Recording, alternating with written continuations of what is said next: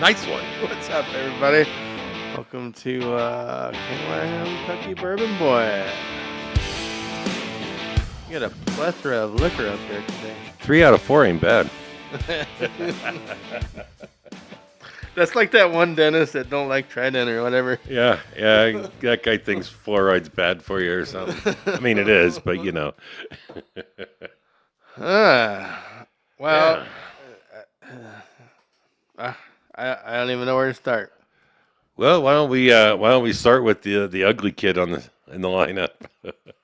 Well, that was a question more for anybody. That was what do you do? So last week I discussed the Infinity bottle, and that was one way of getting rid of 5 bottles. Yeah, some partial Our trip, but I do have more Bird Dog on open. What do you do with crappy. Okay, yeah, I was going Let's to just say cut to the whiskey chase. you've moved on from, but what do you do with it? You wait for the holiday party, or do you give it to the homeless guy? I just want a drink. All right, here's one. Here you go, buddy. Guy over at Walmart. Keep him warm. So that's a question for you guys. See, we had a variety of bird dogs around because when my wife first started getting into whiskeys, she was really into the flavored stuff. Is it all right for a mixed drink? Yeah, I guess so, depending on what you're after. It's just awful, syrupy, sugary. It's just not good. And now that she's matured in her whiskey journey, she doesn't want it anymore. And there are several the chocolate or the peanut butter that is really good in coffee. All right. Other than that, the black, like, what is this? Black cherry? Yeah. Oh, it's cough syrup. Yeah. So anyway, we'd like your input on, and if any of you, especially if you're local, would like some partial bottles of Bird Dog, please reach out to bigroostermedia@gmail.com because we got a few for you. We now have an open bottle contest. If you dare enough to want some Bird Dog, let us know. I'll give you my bottles. I'll give you. We've got a few around here still. I think I pawned a couple of ours off on you, and now you're stuck with them. Well, and yes, I was gracious enough. That was early on. I appreciate the thought, but now I'm just like, oh, man. So that's now he knows why it was free. And speaking of your graciousness, thank you. So somebody went on a little weekend adventure and did bring home. Oh, that's off a little bit. Did bring home 2 of them little bad boys in the middle there. So last time I was on an adventure and I only brought one home, and I kind of got some grief. Somebody got Rochambeau for that one. Yeah, so happened across the same location again, and I think I found myself a honey hole there. Yeah, I would not give that locale. I'm not going to say anything about where it's at. Sorry, but do your own research. But I made a friend, and we shook hands, exchanged names, and now I'm pretty sure I know where I can get that on the all right, so I will offer. You want to offer the highway or the not name even of the store? Close. No. Either one? Because there's multiple. All right, it's on Highway 101. There you go. That's it. There you go. Have fun. So, yeah, that's all I'm giving out. It's on Highway 101. But that's always a great pour. My previous bottle was 127 proof, and he even gave me the option of, do I want the higher proof? It's all barrel proof, but different barrels come out at different proofs. And did I want the higher or the lower? And I wanted the higher. So he was generous enough to share these bottles at 132.2 proof. So that will singe your nose hairs. But it's no, it won't. That's true. So you shared your last bottle, and I'll give you that 4% or whatever. No, that stuff is like candy. It drinks like 105, 110. Yeah, I'll give you 101. That is just a great bottle. And in our way of going back south or Midwest, we did not find that at all. So Oh, I thought for sure that we would run across that at the oh the disappointment of Buffalo. the Buffalo Trace facility. Yeah, and none. So not even the George T either, which they did have at that location also. Well, you had your choice between Green Weller and a Traveler. You be happy. Yeah, I chose neither. Yeah, they had the George T Stagg for $9.99, which is a shit ton of money for a bottle of whiskey, but it's better than you'll find almost anywhere else too. Yeah, because oh man, secondary is probably 25, 3. Yeah, yeah. So I don't know. You I could you might, could I start a might, flipping car business. if I hadn't just right, if I hadn't just spent enough on whiskey back in Kentucky that it could have bought me a small, reliable car. I might have negotiated, seen if he'd negotiate with me on a package deal, but I promised the other half that since she was such a good sport on the whiskey hunt that I would refrain from from any really costly expenditures. So anyway, so we got. I don't think we're cracking that one, right? Mm. Because we got two others. Let's believe the Bardstown is Yeah, going to. that's a hard. You put me in a bad Well, you're the position. one that put it on camera. I was just gonna.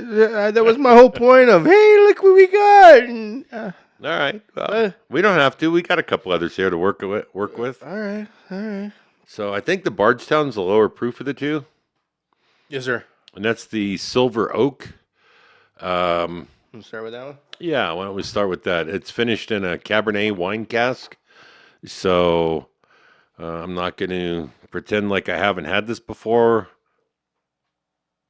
Oh, cute. She's still good. It's a pretty good pour. I actually have a friend here locally that's a pretty diehard whiskey guy as well, and got a bottle for him too. So speaking of our trip again, so that was total of not duplicates, but I think 4 bottles, four different bottles pulled from Bardstown. Yeah, yeah. I brought 4 bottles home, but 3 varieties because again I bought a duplicate of that for a good friend here locally.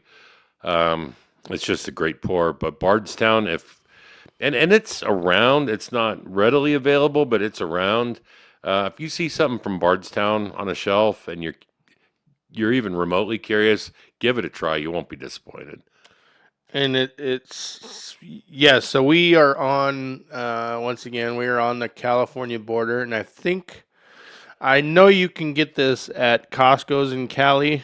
Maybe not the Silver Oak, but you can get Bardstown. Oregon is a big no for some reason on Bardstown, but It's the OLCC looking out for us, that's right. They don't want that poisoned right? Oh, Bardstown. who knows? It probably makes it here, but it doesn't make it past their offices. So, There you go, sir. so it's let me give that a little more of a rotation. It's got a coat. It's kind of hard to tell the light's reflecting off of it, but it's got a good sticky icky on it. It's more of a you can tell where the ring is. It doesn't really have runs going down it, but you can definitely see where you tipped it to. Um, and yeah, and Bardstown overall is a wonderful offering. I mean, if we brought 4 bottles home, Mike was overall winner on Bardstown, but I did bring I think mine's called a double stave or stave, the silver oaked. You've got the Discovery Series R12 11 or and 12. yeah. Yeah. I had Bruzel, if you're familiar with him. There's whiskey podcasts, and he was very high on the Discovery Series 12. And so I bought that, and of course it was good. But then I also sampled the Discovery Series 11. And personally, I mean, they're both great, but I think I prefer the 11 fits my profile a little bit better. What I like in a whiskey, a little more of that sweet, like candy corn and flavors like that. So uh, none of it's going to go to waste, trust me. Yeah, because this is that dark mistress lady. This is leather, old dark fruit. Cormorants? No, I think that's a bird. Currants? Currants? Currants. I got just I don't know if I could pick out a currant from a fruit salad. If you, maybe a little bit of plum, yeah, I do. Yeah, stone fruits, plum, raisins. Mm-hmm. And then just a nice, easy finish. And again, it's where are we at on this one? 108. So yeah, it's a. I wouldn't even go. This is another one that hits way lower than. It drinks like a 90 proof. Yeah, I was gonna say about a 95, but yeah, I wouldn't say over 100 at all. But for 108, it's a smooth ride. It's not really. It doesn't burn. Not at all. Definitely poppy. You get all kinds of flavors going on. Like putting a lit sparkler in your mouth. Non-hot, yeah, because you don't get the burn. I mean, No, it's no, not, you just get all the and the finish is fireworks. just soft and gentle. But it's the flavor lingers. It's not like one of those whiskeys where you take a sip, you get that wash of flavor, and then it just dissipates to nothing. We call it a dry. Yeah, I know what you. Yeah. Yeah, And this doesn't do that. It lingers in a good way. It's got a really nice finish to it. I would dare to say that would even be a good dessert sip. yes, sir. With a nice piece of hot apple pie. Oh, There you go. There you will just drizzle that on the ice cream and the pie a little bit. Anyway, yes, that's it's a fine selection, sir. Well, thank you. Yeah, that's a good one. And then Well, our good buddy. I guess I should pour this one, huh? So, being the 12-year-old mental midget that I am, when I first heard of this brand, I obviously had to mock it because I'm not an adult in any way, shape, or form outside of the date on a calendar. That being said, our buddy Jared has a local establishment, is a huge fan of chicken cock whiskey, and is in turn turned me into one. He's got a very wide array of it at his bar, and I enjoy it a lot. And what I like about, again, this is going back to, I was wanting to buy bottles that you're not going to find locally. And this is one that I'm sure is not, well, I know you're not going to find it around here. And it's stamped, it's marked on the front here. It's for the Kentucky Bourbon Festival of 2024. And yeah, just a great pour. So yeah, so that is, I believe the name of that is the Chicken Cock Reserve cask. But yeah, if you guys know of that bottle, hit us up because we've said this before, but we hit the timing on Kentucky perfectly because we were there during and after the festival, and every one of these companies put out their special blend of the Bourbon Festival bottle. Yeah. And so this, I don't recall if this was one that I got a chance to taste prior to or not. I believe,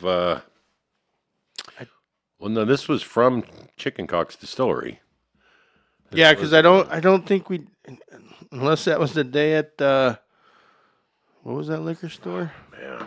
Unless that was the day at the liquor store you tried Evergreen. Yeah, I Did you don't think so. Evergreen's, though I did get a bottle there, but it's labeled Evergreen. Well, it's Eli's pick. And I a forget. chicken cock? No. No, I'm just saying that unless Yeah. that was the day of the tasting at the liquor store. Gotcha. Because There's a possibility. that run to Bardstown, we were actually on our en route to Nashville, and we stopped in Bardstown again and hit Chicken Cock and one more. Yeah, I'm pretty sure I bought that at Chicken Cock, though. Yeah, no, but I'm just saying that we.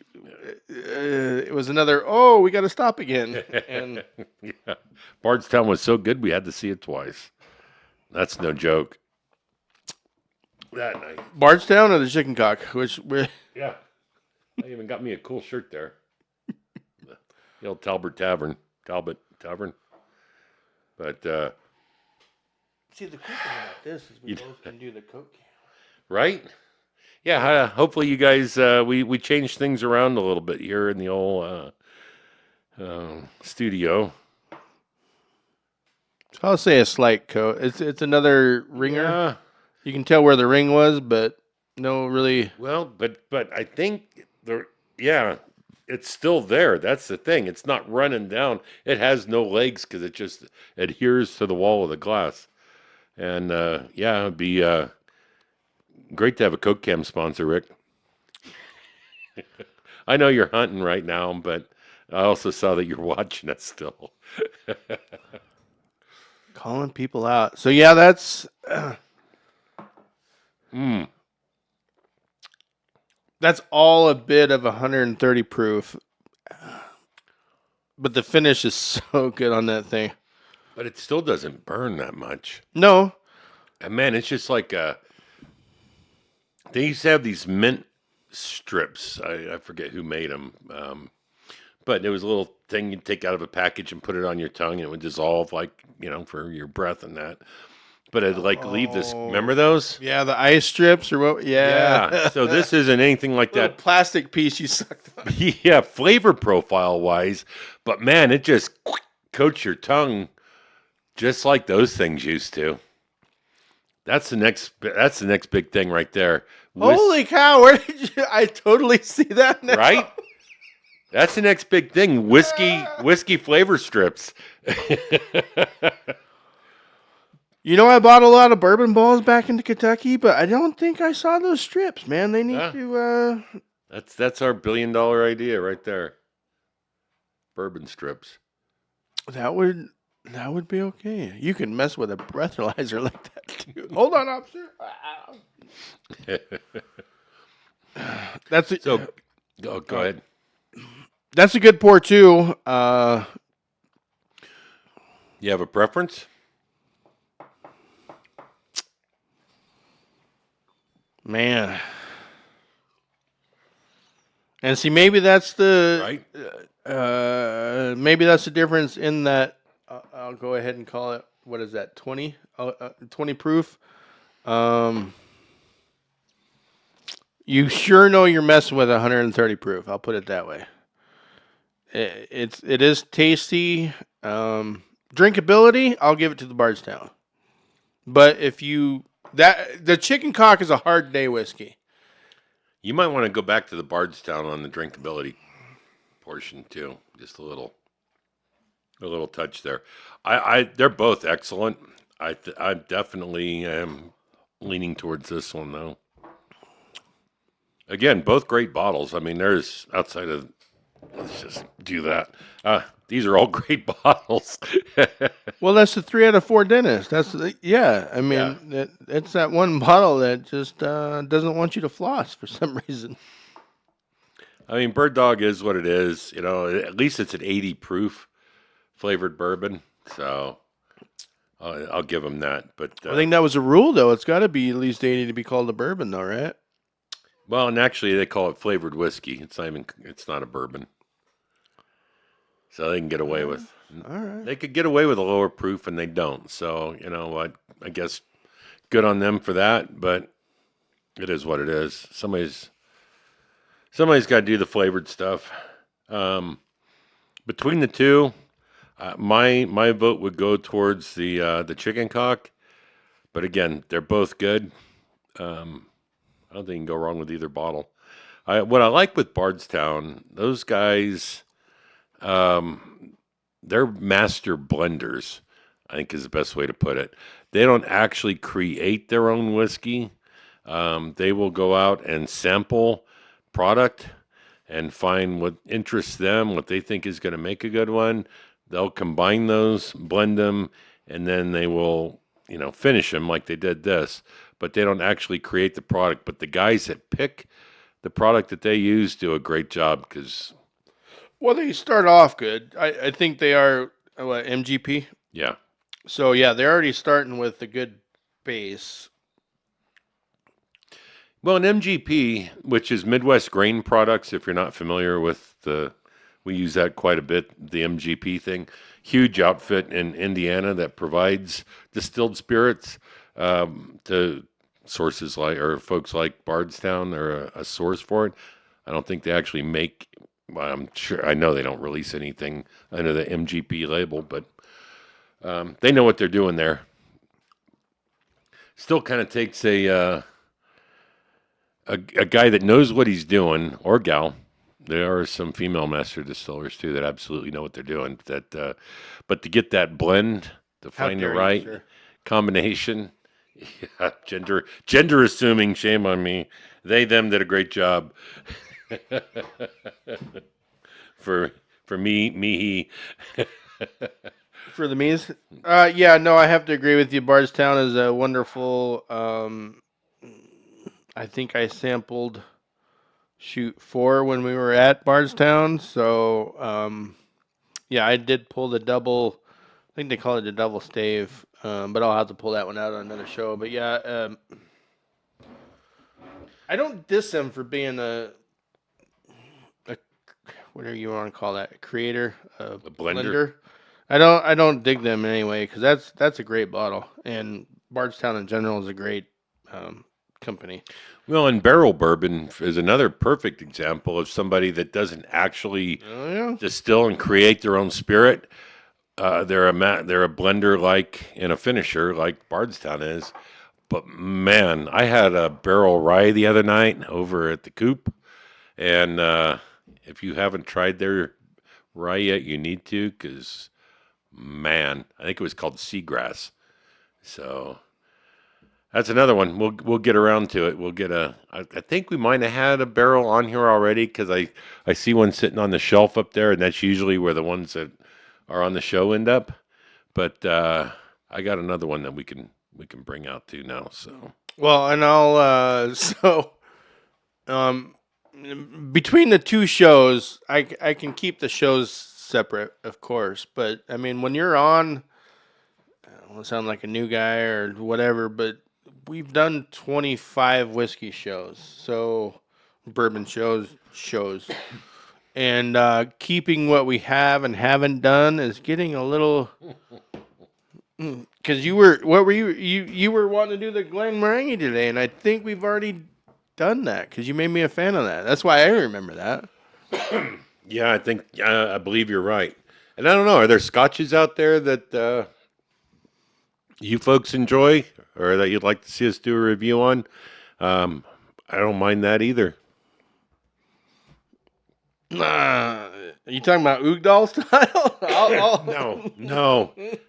No more Ardbeg. So, um, I don't know. I got my humidor, so now once I get my cigars kind of organized, I am gonna bust that out and try it with a right cigar and see how that pans out. So, Swanky it up a little bit. well, we'll see. We'll see.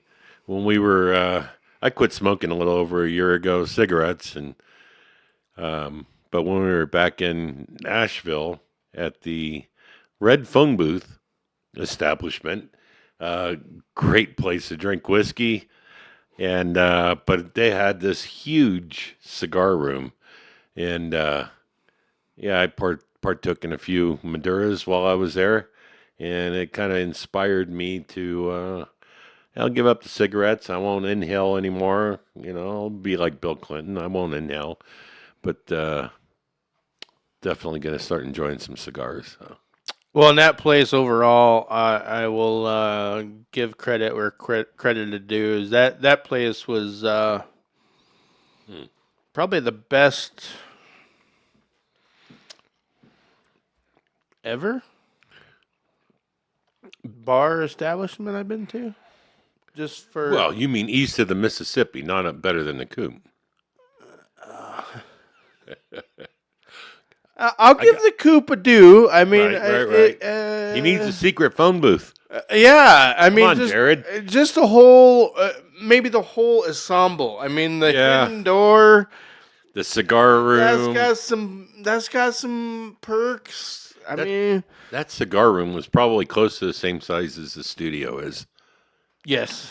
They had a huge selection. Great cigars. Yeah, the Coop. The Coop is my home away from home. I'm not digging on the Coop. I'm just saying for overall,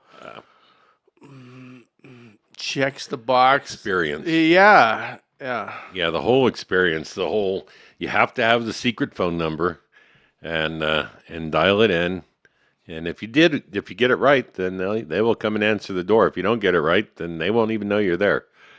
And fortunately, I was able to locate the correct number. Just do your homework. It's not too hard. But yeah, once you get in, and then he goes over, the whole prohibition thing, and you're not drinking drink, you're having prescriptions. Yeah, it was just cool. See, I'm kicking myself because I got a prescription with my paper plane there, and I gave it to the people next to us when we left instead of keeping it for a souvenir.